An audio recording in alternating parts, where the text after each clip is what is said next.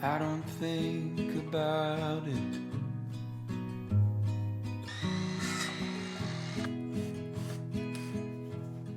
About you leaving me. Hello everyone, so it's time for another Olive Atelier video. This is the fourth time we're doing Olive Atelier DIYs, and today we have 2 thrift flips and 1 item that we're going to be building from scratch. For the first thrift flip, I have this thrifted bowl that I got for $6.50 from my thrift store. What we're going to be doing is turning it into an Olive Atelier inspired papier-mâché bowl. So I actually got some advice from my friend Taylor Maddie. When we did this collab video, she had paper mache for her material. Instead of actual genuine homemade paper mache, she used this stuff called celluclay. So that's what I'm gonna be trying out today with this bowl. So I'm just gonna be getting the celluclay, placing it on this bowl to create an Olive Atelier inspired paper mache bowl. This 4-pound bag was like 30 bucks on Amazon, so I'm really hoping and expecting not to use the whole thing. I'm hoping we'll only need to use like a quarter of it, because otherwise this DIY project's gonna be like a $40 DIY. Okay, so if we use only about a quarter of this, what's a quarter of $30? What's a quarter of 30? 1/4 of 30 is 7.5. Okay, so that would be like a $15 DIY if we use about a quarter of this. We won't really know until we start mixing it together and then actually putting it on the piece. In order to use this product, you have to mix it with water. So the directions aren't that clear of the proportions. Oh wait, here's directions in here. Add 32 ounces of warm water to 1 pound of celluclay. I guess it'd be a quarter of this package, like I said. I'm just gonna dump about a quarter of this. I hope this bowl is big enough. Oh my god, it's kind of like a weird texture already. Ooh, okay. Yeah, we're definitely gonna need a larger bowl. I'm gonna grab 32 ounces of warm water and a larger bowl, and we can get to mixing. Oh my goodness. Going through the motions, I'm dreaming of the ocean as I swim above a riverbed. Am I supposed to mix it with my hands? Knead with fingers until celluclay reaches the consistency of clay or stiff dough with no dry spots. Ugh, look at all this dust. I need to wear a mask or something. Just need to keep mixing it. This dust is absolutely wild to me. It's a pretty stiff dough, I'd say. So the celluclay is mixed to the right consistency. Oh, I mixed a little bit of this. I'll just put that over here. Keep hands damp while working with it. Yeah, that's not gonna happen. Okay, I think we're good. We don't need to follow the directions to a T. That's what DIY is about. So I'm gonna start with the bottom part of the bowl, because I'm not gonna do this part, I'm gonna go around it, but this base itself is gonna stay this material. So I figured I'm just gonna start like pressing it around here. But this just adds like that perfect paper mache texture without actually using paper mache. So then I'm hoping this sticks really well once I have the entire thing wrapped in the clay. I still want to see the shape of this base a little bit, like how you can see it on the Olive Atelier bowl. One more night in my head, I'm stirring up dust, kicking cobwebs. Kind of has a weird smell. Looking for a light I've never known. Will it be out in the wilderness or will it be homegrown? One more night with the dead.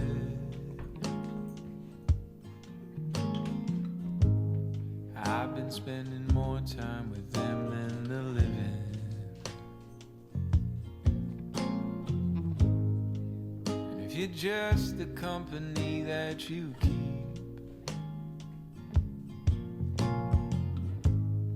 I'll stay where I am for eternity. Well, I don't know if something. I finished the entire outside of the bowl, and I went up to the rim, and I'm still gonna do the inside as well because I want the entire thing covered. But so far, that's how much I have done. I think it's looking really good. Like, it looks really cool and very organic. I also think I'm gonna have a lot of this celluclay left over. But this is a super easy DIY. I feel like anybody could do. You just get an old bowl, either one you have or one from the thrift store, and just literally cover it in this celluclay. Like, it really can't get more simple than that. I'm sure you could even like craft a bowl without the base, but personally I just wanted I wanted a base to go off of. I feel like that makes more sense and it makes it a lot more simple. I don't know, but give me just a little taste, 'cause I need something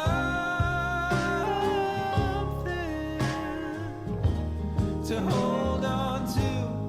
I need more than just a window with a view.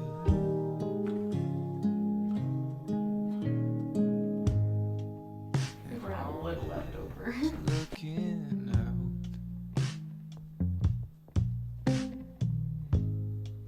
it's just a symptom of a heart filled with doubt. 'Cause when I start looking in, I can't tell the end from the beginning. Well, I don't know. I think it's fully covered. It looks really good. I'm very impressed with how easy this was to work with. It's easy to like mold together. It's very easy to kind of like continue to blend, and it like blends together really well. I'm still able to kind of mold it and work with it a lot, so I'm like checking if there's any spots of the rim that need to be fixed. And I'm totally okay with it being very like uneven like this. I think that gives it the perfect organic papier-mâché bowl look. It looks exactly like one that would be sold at Olive Ateliers. So now this needs to dry for about 24 hours, so I'll check on it tomorrow morning. I wonder how long that took me. Let me check the clock. I feel like that probably took me like an hour, but I also was like moving my phone around to film different angles and everything. So if you were doing this on your own, you probably could get it done in like 30 minutes, but it did not seem that long at all. Let's put this aside so it can dry and we can move on to our next project. The next item that we're going to be recreating is this stone mortar bowl. I've been wanting to make this for a while, and I've been kind of like racking my brain of how we could possibly make this from scratch. And instead, I ended up finding this tray, which isn't the exact shape that I wanted, but I found this dish at the thrift store for $1.20, and I figured that that's like ridiculous. This is $1.20. That was like $6. Anyway, so I figured that we can use this as a base, and then we would just like create the mortar tray around this. I think with the mortar, we can make it a little bit more organically shaped than a perfect circle. Without further ado, let's attempt this stone mortar tray.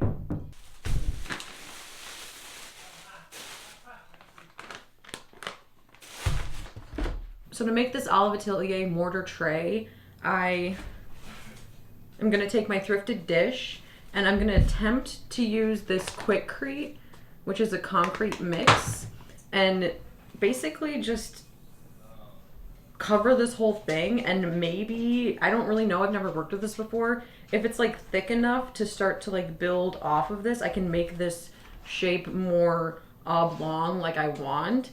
If not, we're just gonna cover it on this dish and just go from there. Okay, so this is 10 pounds. Okay, oh goodness, this is dusty as heck.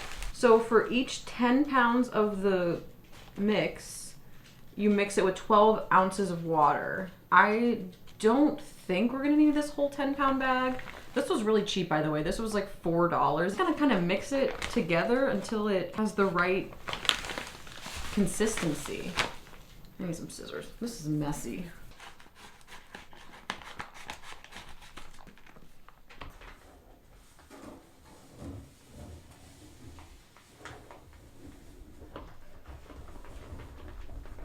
That's more dust.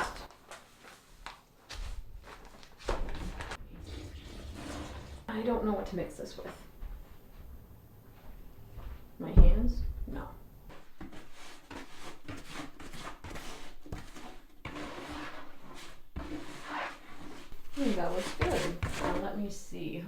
take to dry? Allowed to dry before proceeding. Well, it doesn't say how long it takes to dry. How long does quikcrete take to dry? According to an Alexa Answers contributor, typically it takes 5 to 10 minutes. Oh, shit, okay. We gotta work faster than I thought then.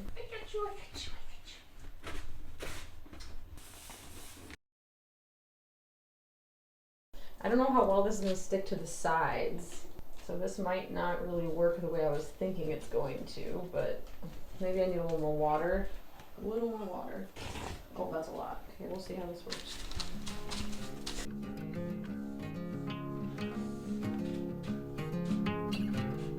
It's working. The thing I'm nervous about is if it's gonna stick to the parchment paper and like just totally rip off, but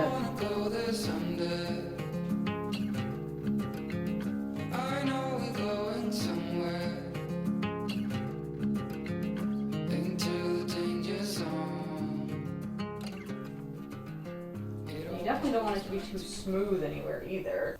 And that's kind of like the trick with a lot of the Olive Atelier DIYs is they're supposed to be objects with old souls. Like they're supposed to be very old. They're supposed to have lived lots of lives. So none of these things should be like perfect ever. That's why we do all like the faux aging process on like all the wood pieces and just kind of have fun with it and just see where it takes you, you know? Well, I can tell this isn't dry yet, and Alexa keeps giving me different answers for how quickly it dries. First she said 5 to 10 minutes, then she said 24 to 48 hours, then she said, I don't even know. How long does it take quikcrete to dry? According to an Alexa Answers contributor, 20 minutes to an hour. There's another answer. Crepes typically dry out after a few hours, so they are best served fresh. However, the exact... How long does it take quikcrete to dry?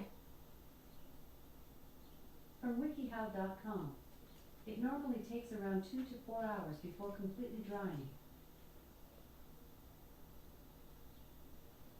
How much time is left? You have 4 minutes and 20 seconds left on your 23-minute timer. Well, while my pizza cooks, I'm just gonna finish this. Oh my word. Okay, so I guess I'm just gonna make this more oblong somehow. Just use the rest of this mix that I have. My poor little tripod and my phone are both just like covered with papier-mâché and quikcrete. But that's the price you gotta pay.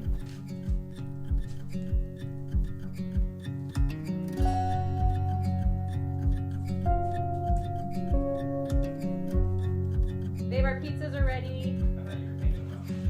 No, my hands are full of concrete mix.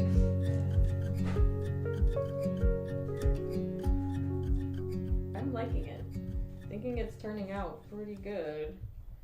Better than I expected. So, okay, I got like a handful left of this quikcrete. And I gotta wash my hands and eat my pizza. Okay. Literally looks like a pile of dirt right now, but let me wash my hands and I'll show you like the other angles so you can see what I'm seeing. So I'm definitely happy with the shape of it, how it's more oblong than it was just a perfect circle. The thickness is good too, because it like really is a thick tray. I think the one from Olive Ateliers is still a bit longer, like even more like this. Once this dries, if I'm not happy with the shape and I want to add more to it, I can always mix up some more quikcrete and then just like continue it. So it's been over 48 hours and as you can see this is mostly dry, but there's still some wetness in the middle, so I think it's gonna take like another 24 hours probably. Maybe I put too much water in here. Might just be how the temperature of the room is and all that jazz, but it's looking good. You can tell it's definitely more solid around here, and there's definitely some wetness over here too. And I made these tiny little bowls because I didn't want to just throw away the extra. And then for this one, I'm definitely going to come back and build onto it still, but I did just want to show and confirm that this did dry in about 24 hours or less. So it's definitely nice and solid. I haven't tried taking it off of here yet, but the next thing we're going to do is go ahead and continue to build off this. I want it a little bit longer and I definitely need it a little bit higher on this side. See how it kind of goes like this? I want it to be more squared off kind of, and then same on this side.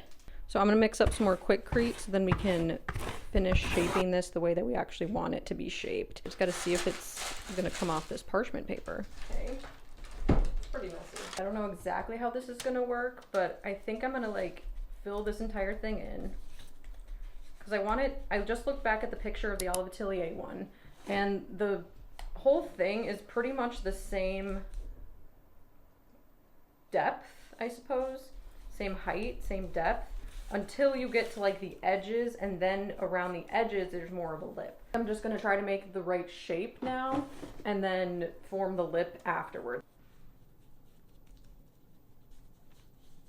Shape-wise, I think it's definitely closer to what I want it to look like. That looks pretty good. So I'm gonna start adding the lip now. I like how they use it as like a fruit dish of some sort, but honestly, I don't know how to make this food safe. So like if you have any suggestions on how to like seal this, make it safe to have food on. If not, I'm just gonna use it for something else.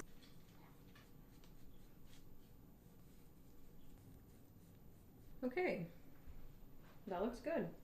Well, definitely looks better now that it's, gosh, it's Friday and I just had a long day of work.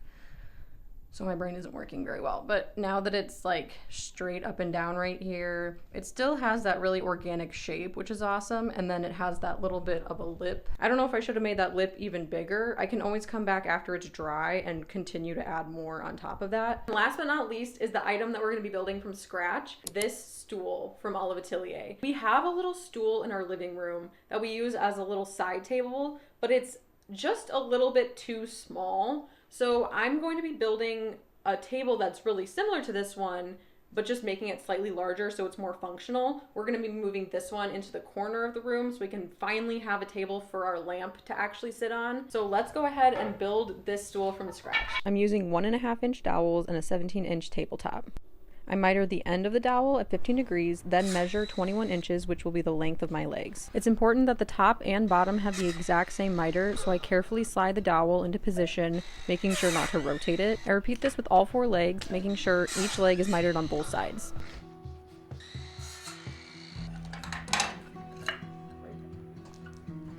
Luckily, my tabletop is already the proper size and shape, so now that all the legs are cut, we can move on to sanding. I sand the outside of the tabletop to make it less rounded, and then sand all over to make it smooth. I started with 80 grit and then made my way to 220 grit. Then I sand the frayed edges off the legs and sand them all over to make them smooth. And then it's time for assembling. I'm drilling pocket holes in each dowel. This is how we'll securely attach the legs to the tabletop. I will say I made a mistake and drilled the pocket holes on the wrong side of the dowel. It still works, but now the holes are on the outside instead of the inside, so you can see them when you're looking at the piece.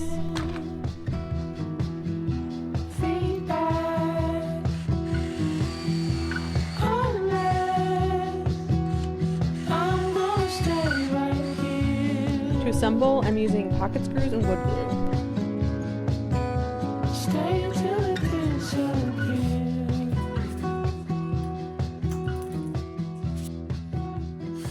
First one's always difficult, and it would be really nice to have like somebody help. Like a third or fourth hand would be awesome.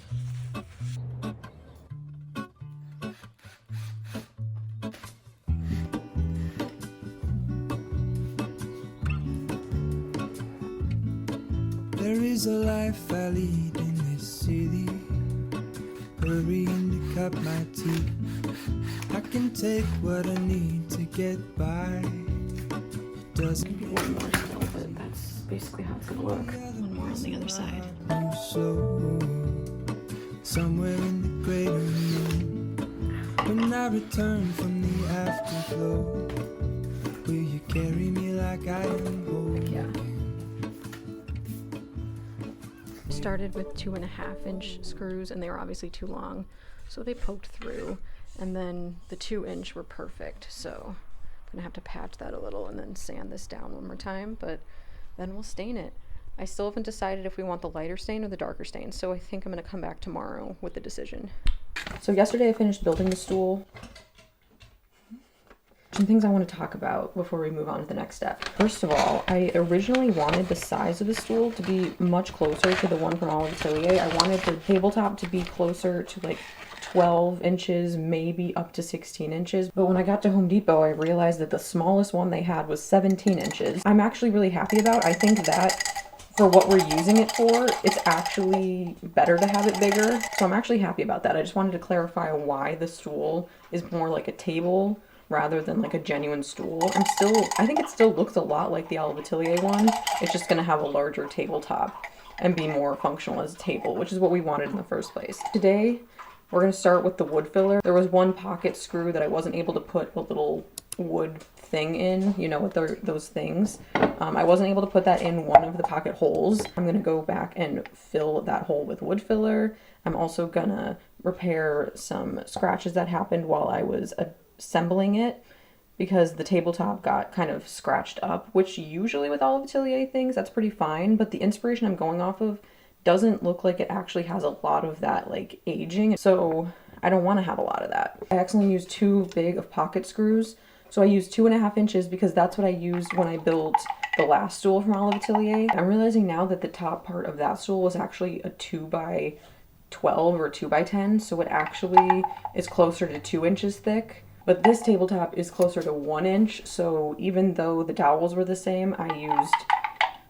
don't know, I get kind of confused with the pocket screw thing. I have to read the manual every time, but I still get confused of which piece I'm supposed to be measuring the thickness of. Is it the one that I'm screwing into or the one that I'm drilling the holes into?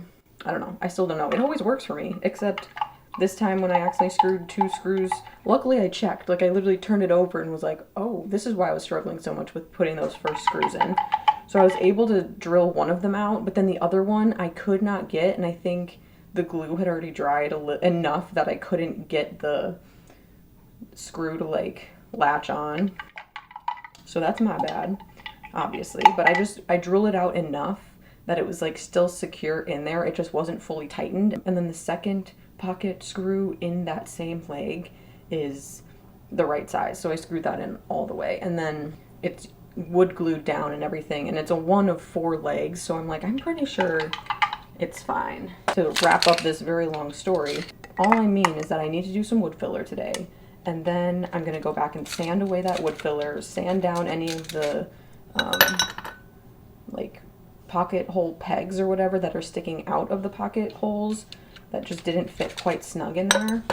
And then we can finally go on and stain the piece. My fiance and I decided we were going to stain it golden pecan, which is the lighter color that we have in the living room, which is the same as the shelf that we have. We were like going back and forth about if we wanted the Jacobine stain, which is the dark stain, on the pedestal, or the light stain on the shelf, which is the golden pecan. And we finally were like, well, if we decide we don't want the golden pecan, we can always stain it darker, but it would be kind of difficult to go from Jacobine extremely dark to golden pecan if we wanted it that light color. I'm actually really happy with the size it is in the room and just like the shape of it. It looks really cute. You can kind of shove it up against the couch. You can put it farther away from the couch if you want to, but I think it's going to be really awesome and functional. So let's go ahead and go do that stuff.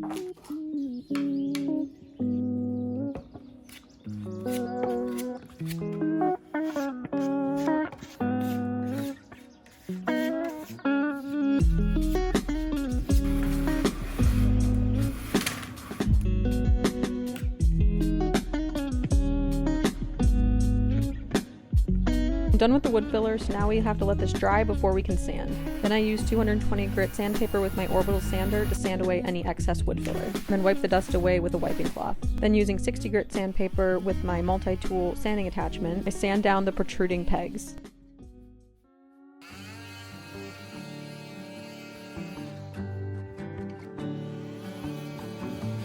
You feel like summer days to me, warm tender sunny rays.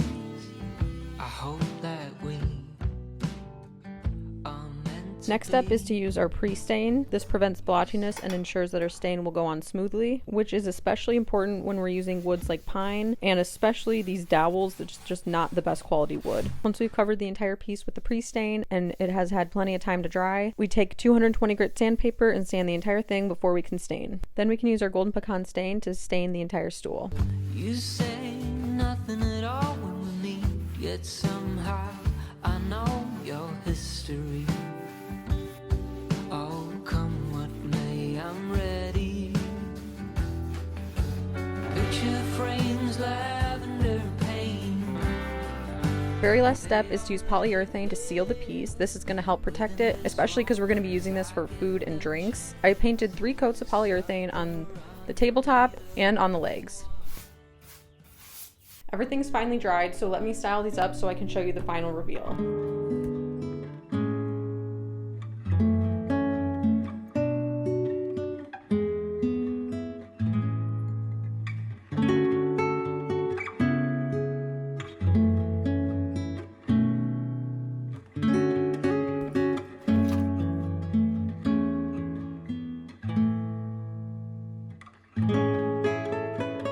Now let's talk about how much these DIYs cost to make and compare them to how much it cost at Olive Ateliers. First up is the papier-mâché bowl. So the bowl was $6 from the thrift store, which I still think is overpriced. I feel like it should have been like a $3 bowl, but let's move past that. Since I only used about a quarter of the package of celluclay, that cost about $9. So total, this bowl is $15. Compare that to the Olive Ateliers version, which costs $35. The next DIY is this mortar tray, and the quikcrete I only used about $2 worth, and the thrifted tray was $1.20. So that means this mortar tray cost me $3.20. I couldn't find an exact price for this at Olive Ateliers, but they have a section that is for tabletop decor, and that starts at $25. So this was at least $25. Then finally is our version of the Olive Ateliers stool. So ours is more like a table, but we're still going to be comparing it anyway. The wood round was $15. The dowels for both of them were $25. And then for like miscellaneous supplies like stain, polyurethane, and screws,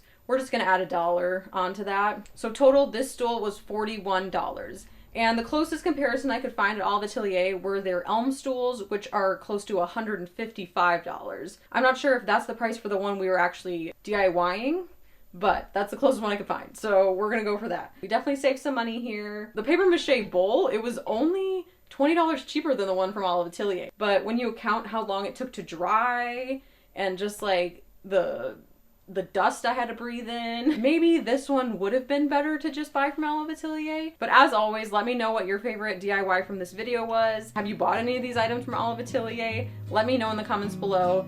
And thank you guys so much for watching. I'll see you in the next video. Bye! I don't think about it.